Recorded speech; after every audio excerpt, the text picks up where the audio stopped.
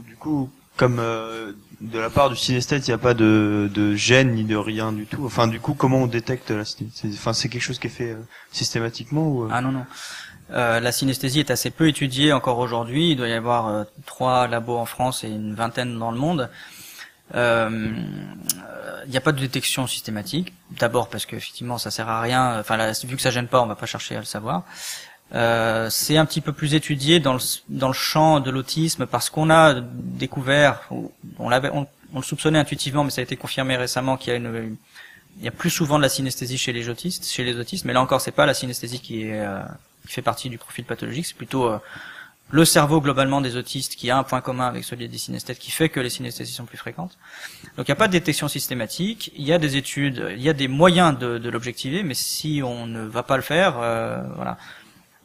Et assez spontanément, je pense que l'humanité est faite de millions de gens qui n'ont jamais su qu'ils étaient si différents des autres sur le plan de leur perception. Ça, pour moi, c'est sûr. Bonjour, c'est pas une question, c'est un peu un témoignage. Il y a à peu près une quarantaine d'années, je vais discuter, c'est un peu trop long à décrire pour comment je l'avais rencontré, mais Olivier Messiaen, qui lui raisonnait lorsqu'il composait beaucoup en couleurs, et on avait une discussion assez approfondie sur le sujet. Et à la suite de ça, moi je faisais partie d'une association où il y avait des enfants, et j'avais fait un peu ce que vous avez fait avec les enfants. J'aurais fait écouter des sons, des timbres, c'était surtout des timbres, hein. C'était pas tellement axé sur les notes, mais sur les timbres, et j'avais une palette de couleurs pour choisir des peintures. Et en fait, il y avait vraiment, j'avais été très étonné du consensus très large qu'il y avait pour tel timbre. Pratiquement tout le monde était d'accord que c'était telle couleur, etc. Ça m'avait vraiment étonné. Voilà, c'est pour ça que moi je tenais à recontextualiser la multimodalité dans un contexte évolutif, dans un continuum ancien. C'est-à-dire qu'effectivement, peut-être que le substrat de nos langages, le substrat des perceptions qui fait qu'on se comprend les uns les autres, alors même que nos patrimoines génétiques sont différents, que nous avons des parcours de vie extrêmement différents les uns des autres, malgré tout, il semblerait qu'il y ait un langage commun sur au moins les données élémentaires. Et voilà, le cerveau statisticien, il se construit pas n'importe comment.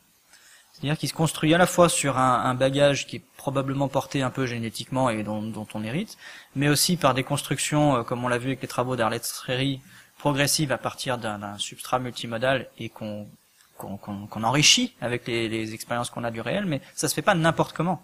C'est-à-dire qu'on le fait dans une communauté de savoir, d'expérience, de langage, qui fait que, voilà, même si verbalement, on donne des informations qui peuvent paraître très discriminées les unes des autres, dessous, les niveaux de langage inférieurs s'entrecroisent très facilement, ça c'est sûr. Je suis content que vous parliez d'Olivier Messiaen, parce qu'il était venu à l'école, avec des arts appliqués, nous faire exactement le même format, sauf qu'il avait rajouté, déterminer le volume que représente la couleur que vous aurez déterminée.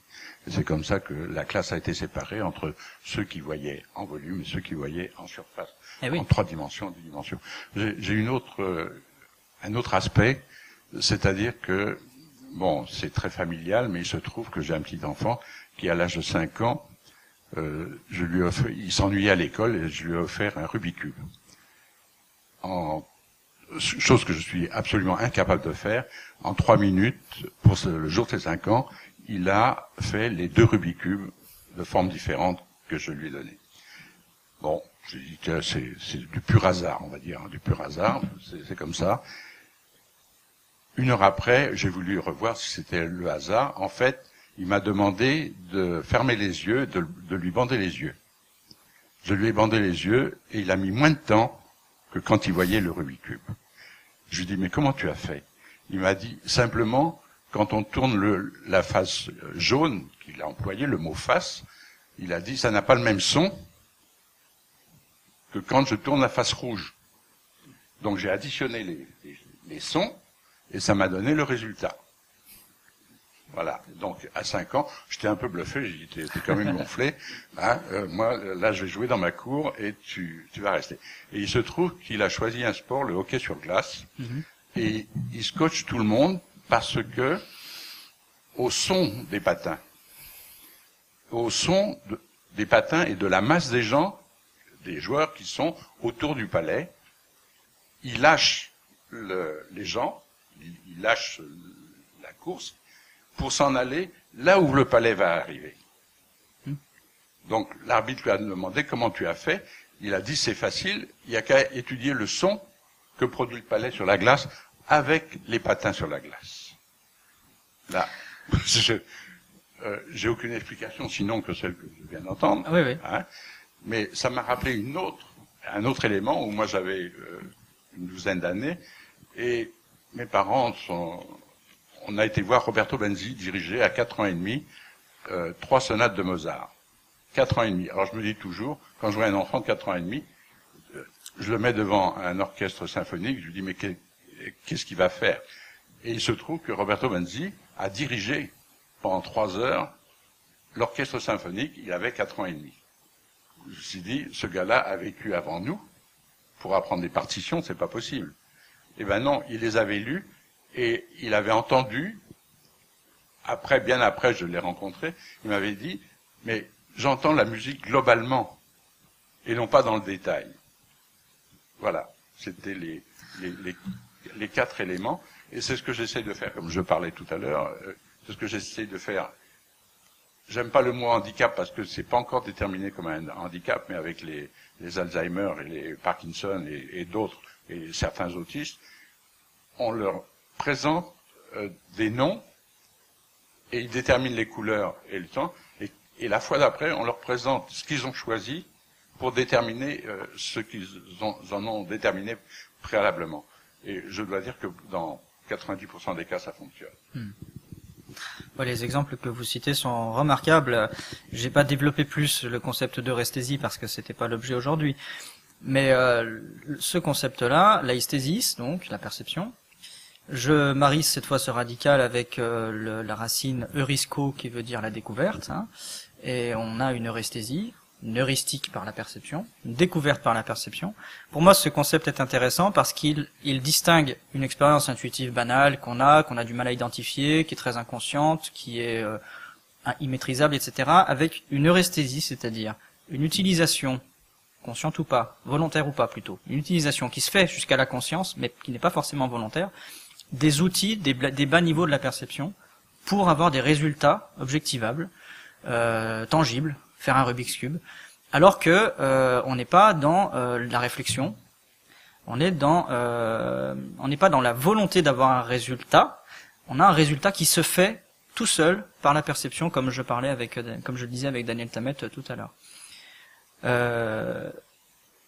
Pierre-Jean Vazel, c'est un entraîneur de sportif, voilà, pour reprendre une anecdote liée au sport, qui a ce talent incroyable d'être capable d'estimer du temps de pose d'un pied au sol, avec une précision incroyable, hein, vraiment, juste parce qu'il aura entendu ce son et que ce son se sera matérialisé en image. Et c'est cette image-là, donc le son du pied qui tape sur un coureur du 100 mètres, hein, donc c'est extrêmement bref, ce son sur le sol se matérialise en image, parce qu'il l'entend de façon multimodale, etc.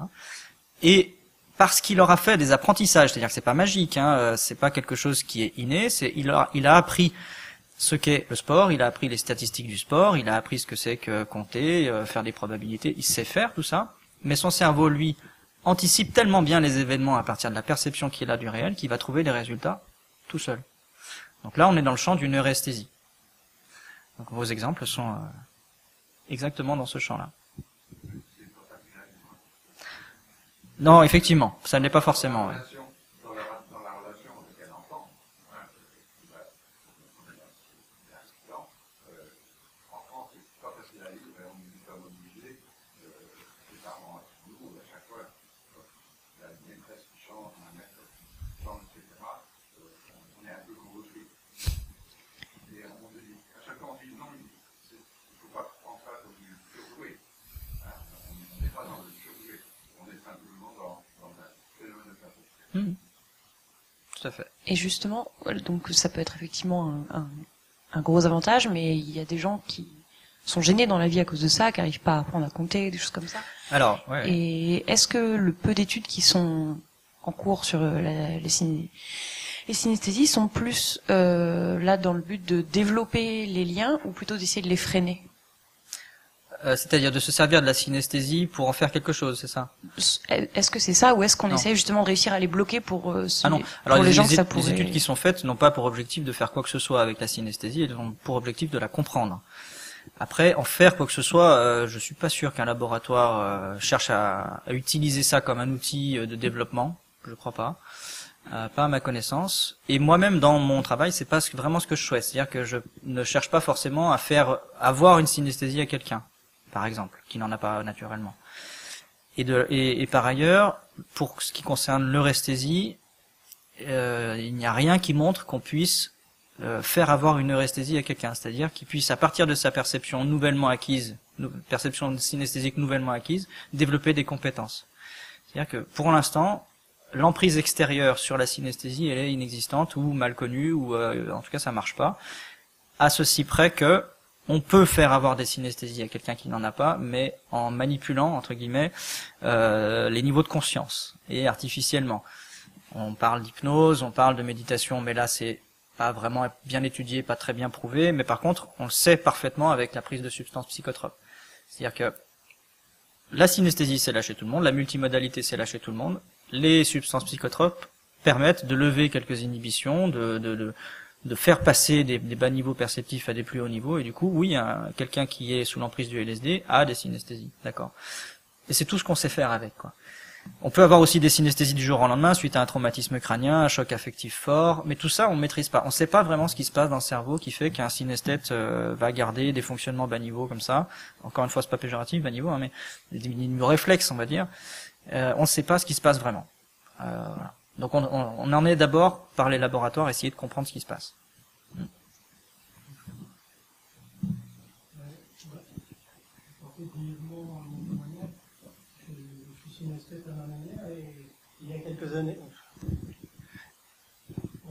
Il y a quelques années, je consultais un professeur vétérinaire et je lui disais, écoutez, c'est bizarre, j'entends le son de la matière, c'est un peu particulier, je ne sais pas à quoi c'est dû. Il m'a dit, mais vous avez sans doute explosé votre trijumeau, il y a un truc qui va pas au niveau de votre cerveau, faut que vous alliez consulter. Je suis allé quelque temps après dans le dictionnaire, et dans le dictionnaire, au mot synesthète, on voit pathologie particulière, etc., etc. Donc, ce qui m'a fait sourire, parce que depuis des années, je vis ça d'une manière tranquille. On peut difficilement en parler, il est vrai, parce qu'on se sent un petit peu hors de la norme.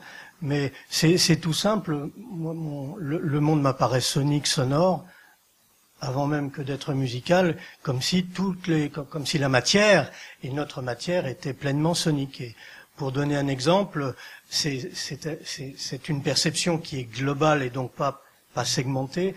Exemple, je suis dans une ville ou je suis dans une forêt, mais je vais percevoir soniquement une plante qui est à 3 km ou à 40 km et je vais pouvoir aller la chercher simplement comme si j'avais un radar, comme un dauphin qui entend au sonar la perception de son environnement. Donc je vis très bien avec, tout va bien, simplement c'est un peu hors norme, on n'en parle pas dans les journaux et puis on en parle à peine autour de soi, c'est tout.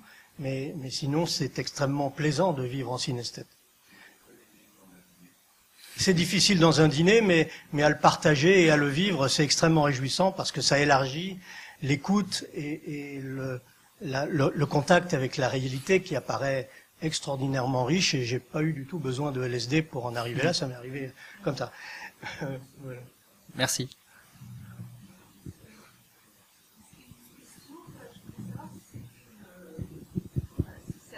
Je voulais savoir si ça se passe d'une façon permanente ou par moment. C'est une excellente question. Alors il y a des seuils déclencheurs ou des facteurs nécessaires pour le déclenchement. La synesthésie, elle a de multiples formes et elle a de multiples manifestations. C'est-à-dire que tous les synesthètes ne réagissent pas de la même façon à un stimulus identique.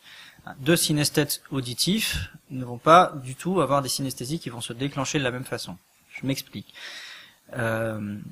Franck Avitabile, je vais prendre un exemple concret. Franck Avitabile, c'est un jazzman virtuose qui a un talent incroyable, qui explore maintenant un peu mieux sa synesthésie, qui essaye de comprendre comment elle lui permet d'avoir des improvisations au piano qui sont d'un équilibre et d'une harmonie et qui se tiennent sur la durée et de façon incroyable. Et donc il découvre maintenant qu'en fait, au-dessus de son piano, il a des images, et que ces images-là, comme des euresthésies, hein, encore une fois, vont l'aider à avancer sur la note à jouer après. C'est-à-dire que la note qui est jouée après ne vient pas n'importe comment, sinon elle vient abîmer le tableau, entre guillemets, vous voyez. Elle vient abîmer la forme, elle vient ternir la couleur, etc. Mais, pour en revenir à la question du déclenchement, pour que ça fonctionne, il a besoin d'avoir son piano, qu'il connaît bien, qu'il a choisi, et une salle avec une acoustique satisfaisante. C'est-à-dire qu'il y a, chez lui en tout cas, un facteur de plaisir nécessaire. Et c'est très fréquemment le cas. C'est-à-dire que souvent, le déclenchement d'une synesthésie est lié à un facteur émotionnel, ou en tout cas homéostasique. Il faut qu'il y ait... Alors d'ailleurs, ça peut aller dans les deux sens. C'est-à-dire que on peut avoir une douleur quand on a une synesthésie liée à la nociception. On peut avoir une douleur banale du quotidien qui ne fait pas de synesthésie, et puis si elle est plus forte, peut-être que là, une image ou une couleur va apparaître. Donc il y a différents seuils, il y a des circonstances souvent liées à l'état émotionnel ou à l'impact émotionnel que le stimulus a. Ouais.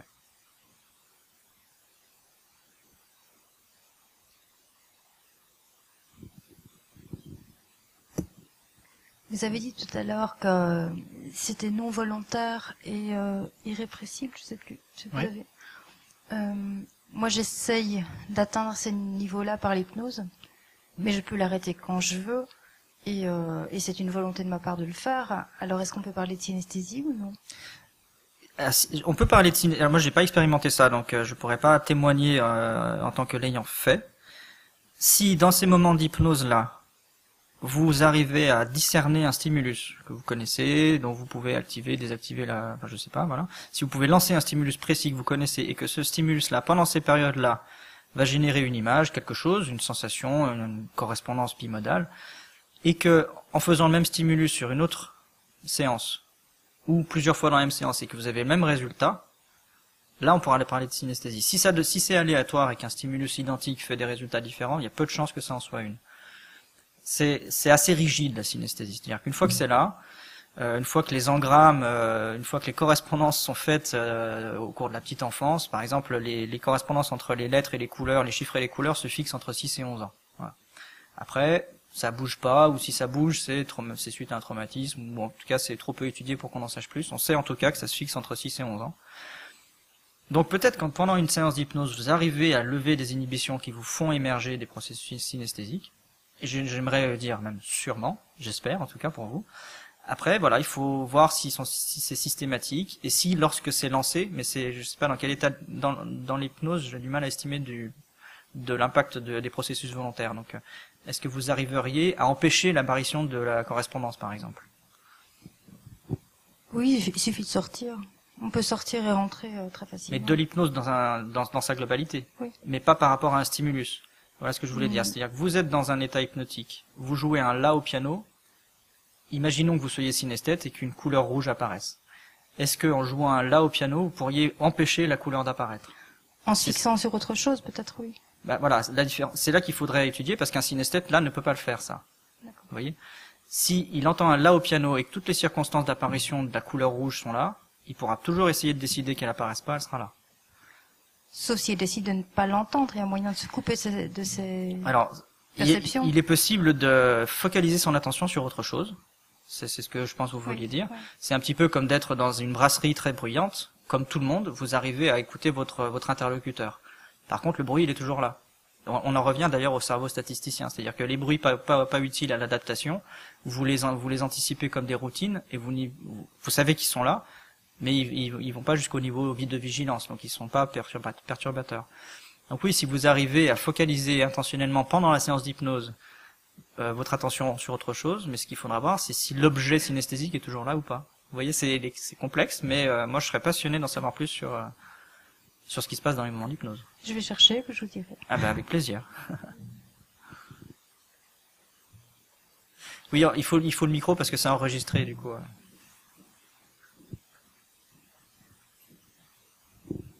Moi, j'ai une question, en fait, par rapport à l'enfance. Est-ce que le patrimoine, notre patrimoine visuel qu'on a depuis l'enfance nous influence en tant que synesthète plus tard? Enfin, moi, je suis synesthète aussi, et Alors déjà, tout à l'heure, le jeune homme posait la question aussi de comment on sait si on est synesthète. Et voilà. Enfin, moi, je pense que c'est un peu héréditaire puisque mon père a découvert aussi qu'il l'était parce qu'on en a discuté et on s'est tout de suite compris. Alors qu'avec ma mère, c'est plus cette situation-là.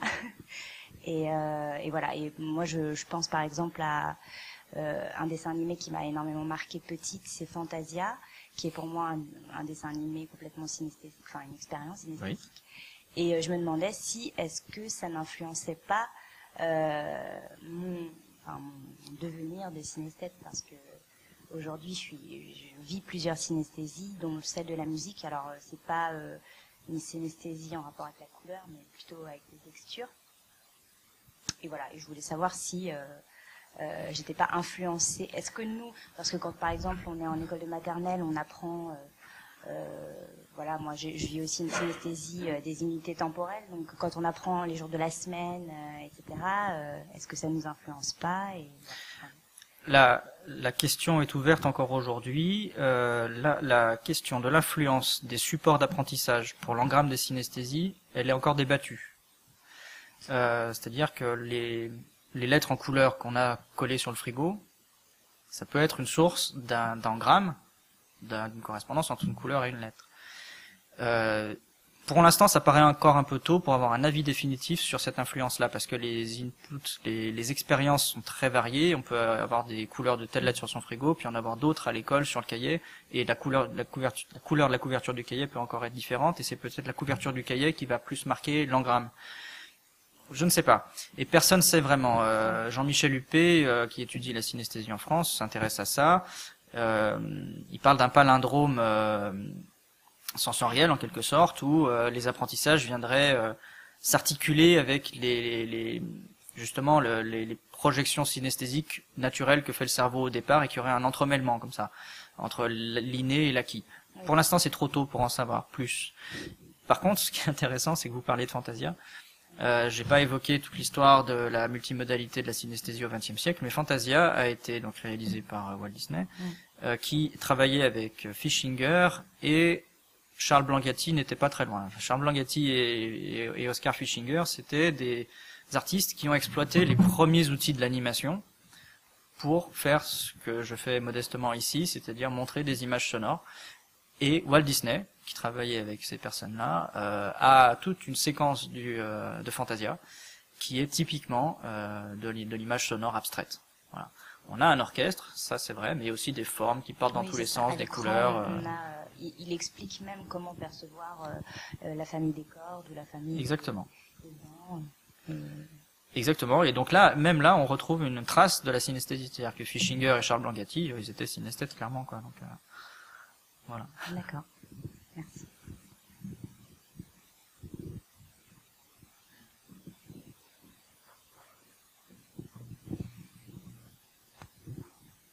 Oui, en fait, il y a une question que je me posais, c'est que vous avez fait, vous retracez en fait des liens, par exemple, entre douleur et couleur, ou fait d'entendre et de voir des couleurs.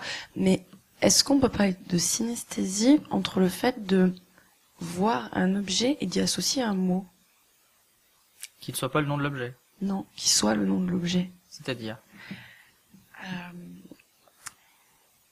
en fait, je me suis rendu compte, parce que je parlais avec quelqu'un la dernière fois, que en fait, quand je vois un objet, je vais voir écrit le mot de l'objet sur l'objet. D'accord. Et par exemple, là, je vais voir chaise, bleu, et en fait, j'associe aussi directement la texture, etc. Et en fait, si j'associe pas un mot à une chose, cette chose, je ne la conceptualise pas. Attendez, répétez ça. Si j'associe pas un mot à une chose, si je ne suis pas capable de dire cette chose c'est ça, oui. Mais en fait je ne la vois pas dans la pièce. D'accord, très bien. J'ai pas de réponse tout de suite là. Hein. Mais en fait, pour moi c'était assez évident, et je me suis vraiment posé la question en parlant avec cette personne la dernière fois. Elle m'a dit mais moi c'est pas du tout comme ça, parce qu'en fait moi je la trouvais très imprécise dans son utilisation des mots. Ouais. C'est-à-dire que quand elle parlait, elle me disait toujours ce truc, cette chose. ou même, enfin, on parle souvent de cet exemple en rigolant, comment une femme va pouvoir dire, je prends une caractéristique genrée, mais parce que, enfin, on fait souvent des blagues là-dessus, elle va pouvoir dire lilas, mauve, enfin tout ça, et un homme il va dire c'est violet, par exemple. Et en fait, il va être moins précis. Et en fait, j'ai remarqué que je trouvais beaucoup de gens très imprécis dans leur manière de parler. Mais parce qu'en fait, je relis clairement le fait plus j'ai de vocabulaire, plus je suis capable de voir de choses autour de moi. Je dirais deux choses. C'est qu'il y a clairement un lien fort d'origine, vertical entre les niveaux présymboliques, interprétatifs du réel, très élémentaire, abstrait, ou en tout cas très primaire dans la connaissance de l'objet, c'est-à-dire les textures, les formes, les qualités de l'objet, 4 pieds, une chaise, etc. Tout ça, c'est les qualités, les premières qu'on extrait de la connaissance d'un objet, c'est celle-ci. Après, verticalement, on y associe progressivement des niveaux de conceptualisation plus élaborés jusqu'au mot, et on en construit un langage avec. Donc ça, c'est on va dire une continuité verticale. On a appris les propriétés des objets quand on était bébé, et petit à petit, on les abstrait de leur concrétude pour en constituer des mots et des langages. Donc là, cette continuité-là, manifestement, vous l'avez. S'il y a de la synesthésie là-dedans, il faudra étudier ce que vous vivez vous me direz plus tard, c'est s'il y a de l'intermodalité. C'est-à-dire, là, on est vertical et on est dans une continuité modale, entre guillemets, mais dans un niveau d'abstraction et de conceptualisation continue. Il n'y a pas forcément de croisement de sens, c'est-à-dire que le mot, par exemple chaise, ne va pas vous donner la perception d'une personnalité particulière à la chaise, qui est une synesthésie. Il y a des gens qui voient une chaise et ils se disent ça, c'est un objet géniard. Là, on est dans un croisement de modalités, c'est-à-dire qu'il y a quelque chose, un stimulus, qui va donner un résultat dans quelque chose qui ne sert à rien au départ. Vous voyez, la synesthésie, a priori, c'est pas utile. Alors que vous êtes dans une continuité de sens qui vous permet justement d'avoir un discours très précis. Oui, mais ce que je veux dire, c'est que du coup, j'en ai parlé avec d'autres gens autour de moi, et j'ai l'impression qu'ils sont capables, en fait, eux, qui sont entourés de choses autour d'eux, qui vont, par exemple, concevoir que par des textures, une chaleur, par différents modes, mais pas forcément par le mode du langage. Ils ne sont pas obligés de passer par le mode du langage pour en avoir conscience.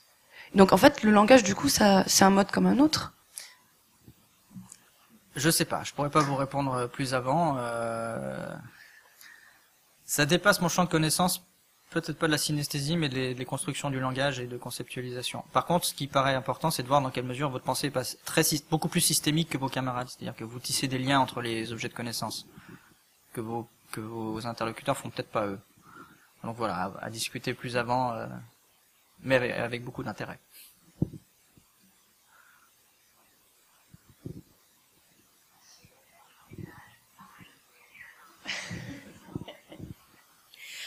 Peut-être qu'on va s'arrêter là, sauf si quelqu'un a une question très pressante. Non? Eh bien, merci beaucoup pour... Merci à vous.